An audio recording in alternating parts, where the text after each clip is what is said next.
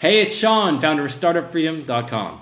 In today's On-Fair interview, we're speaking with Mike Michalowicz, the toilet paper entrepreneur. Mike has been featured on MSNBC, The Wall Street Journal, Donny Deutsch's Big Idea, he's a recurring guest on that popular show, and more mainstream media sources, because he's great at teaching people how to start businesses with no money. Mike has a ton of energy, you're really going to enjoy hearing him talk, and he has a lot of great wisdom to share because he's made millions off his businesses, he's failed businesses. I know you're going to love him. Hey Mike, you there? Yeah, I'm here, Sean. How you doing? I'm great. Thanks for being with us today. I'm really excited to have the toilet paper entrepreneur on my interview series here. And I'm even wearing the shirt to prove it. That's awesome.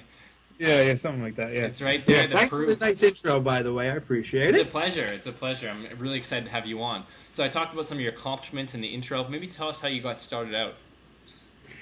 Yeah, so and I think this is kind of interesting because there's typically two stories we hear. You know, the one story you hear all the time, Sean, is the rich guy. You know, it's I was silver spoon, my father owned the company, I take it over, make it bigger. And it's the Donald Trump story. That's how he came into success. Yes. But the other story you hear all the time, too, is I grew up in a ghetto, I was spit on, beat up, punched by my mother, but I still turned around and became a multimillionaire. And that's the two stories we hear. But there's a third story, which is what I experienced. I think is a little more common when you think about it. And this is what it is. I had no entrepreneurial aspirations. I never wanted to be an entrepreneur. I grew up in a middle-income, very comfortable life. My father and my mother said, when you graduate college, you got to get one job for the rest of your life and work for a big company. So that's what I thought was life. So I tried to. The thing is, I couldn't get a job out of college. I wasn't the greatest student. I was a B student, B- student. I couldn't get a job. So I came back home and was working for a local computer store. And while working for this local computer store, I went out for drinks one night with one of my colleagues there, and I got loaded. I got fucked up. And I'm sitting there, I'm like, I'm so much smarter than the guy I'm working for. I know more than him. I'm working my ass off. I'm making him money. I'm going to start my own business. And in a drunken stupor, I resigned drunk that night and started my own business. You sent an email, or what'd you do? How'd you do it? No, this was pre-internet. This was '96, so there wasn't really much email going on. No, I wrote a letter. I left them a voicemail and said, I got to talk to you tomorrow morning. Things are changing around here. I came in. But this is the funniest part. His name was Anthony. I wrote a letter of resignation, and in my drunkenness, I still was sober enough to know that I didn't know what I was going to do, so I better get myself 4 to 8 weeks of pay still, so I can become a millionaire in 4 to 8 weeks. So on the letter, I said I resign, but because I'm your best performing sales associate here at the computer store, I'm giving you 8 weeks notice. And when I resigned, I gave him that. He says, you can't quit. And I was like, oh, I got him by the balls here. He's going to give me like 12 weeks. Yeah. He says, you're fired, kid. Just get the hell out of here. You're going to fail. And he kicked me out the door. And that's how I got started as an entrepreneur. That's a great start. Oh, yeah. Well, there's an extra bonus, too. I was 23, already had my first child. He was born when I was 21, married. Still same wife, still married to her.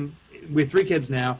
But I came home saying, and we lived in this crappy apartment and everything, and I said, good news, bad news. I got fired. It's the bad news. Good news is I want to get fired because we're going to be rich. I'm building a company. And that's how I got started, me, my wife, and son. You started your computer networking business. You started your computer forensics. Then you tried a venture capital firm. What happened with that?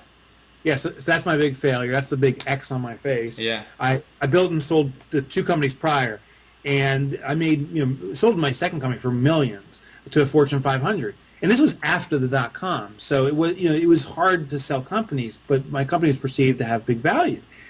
And I fell into the biggest trap out there, and I believed my own shit. My friends would say, oh, you've built 2 companies, both of them into millions, both sold them for lots of money. And they'd say, you're Midas. My friends occasionally say, you got the Midas touch, man. Yeah. When you touch the gold. I believed it.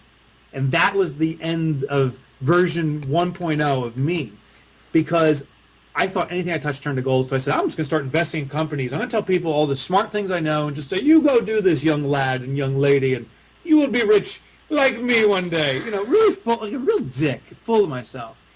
and the money went by the wayside. And as it was collapsing, the investments I made failed, and the businesses didn't get started up. I launched 7 companies in 14 weeks. 6 of them had failed within 6 months. I was still paying bills for those companies. They didn't even exist anymore, is how bad it was. Mm-hmm.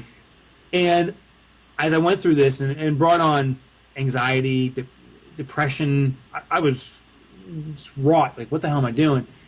I asked the right question. I said, what have I used to be successful? And the answer came to me one day, and it's grassroots bootstrapping businesses. It's the toilet paper entrepreneur. It's doing without. When I didn't have money, when I used no money but used my mind, I was most successful. So I said, I should write a book about that.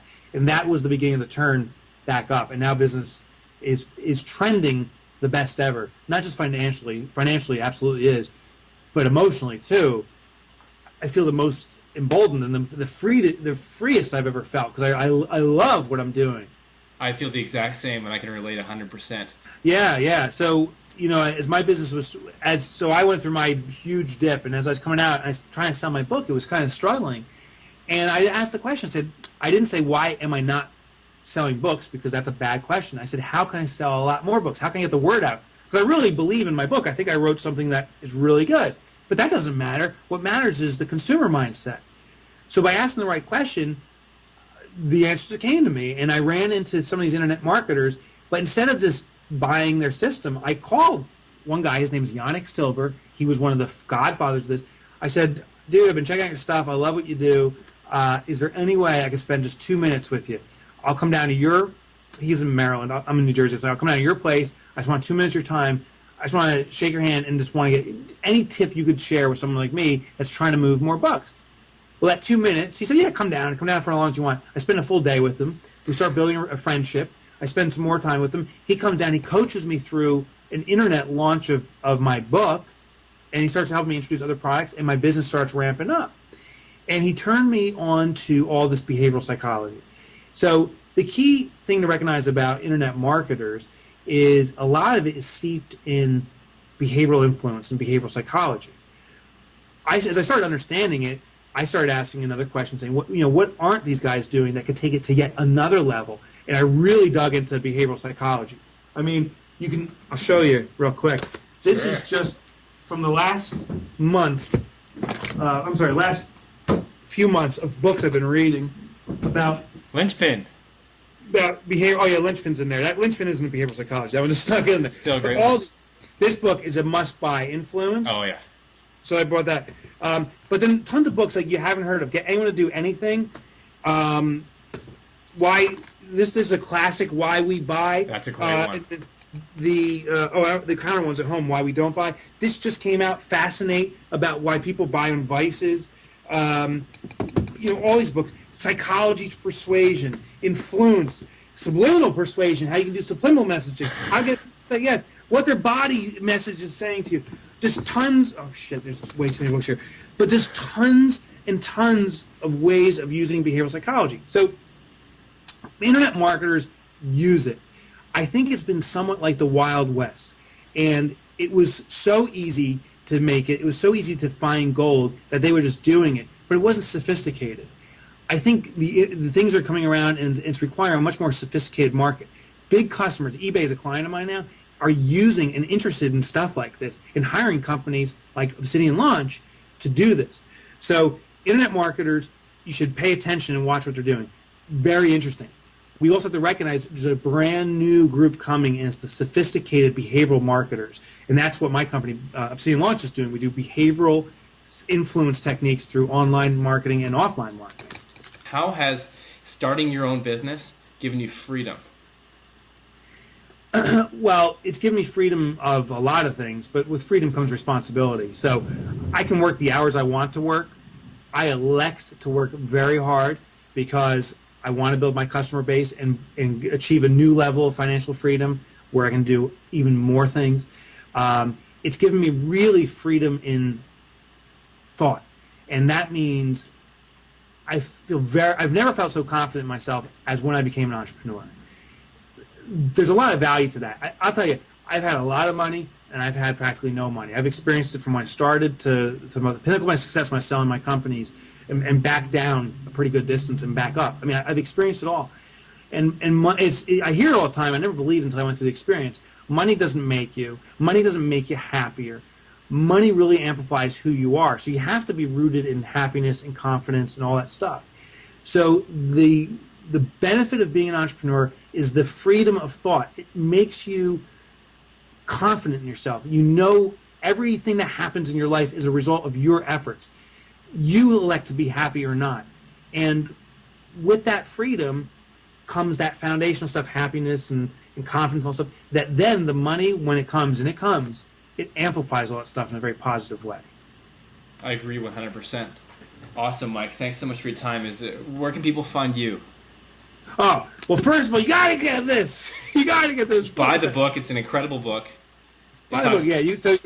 If you want to learn, and literally when I wrote this, I shared everything I knew. I put my heart into this and my soul. So it's well worth, you can get a used copy on Amazon for like $2. I mean, don't not get it. But on Amazon or Barnes & Noble's, Amazon's got the best price. But if you want to find out more about me, toiletpaperentrepreneur.com is the place to go. Check out the blog for sure. Yeah. On the left side, just navigate to the blog, and there's tons of stuff I give away every single day, free tips and information that'll help you out.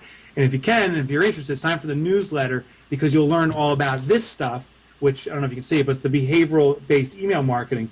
I share all the different little techniques and stuff about behavioral psychology and its use in email and online marketing. I visit the blog. I even contribute to the blog as well, and I'm signed up for the newsletter, and it's awesome, so I highly recommend it. Cool. Awesome, Mike. Thanks so much for your time. It's been a pleasure talking to you. Sean, thank you. Take care. Take care.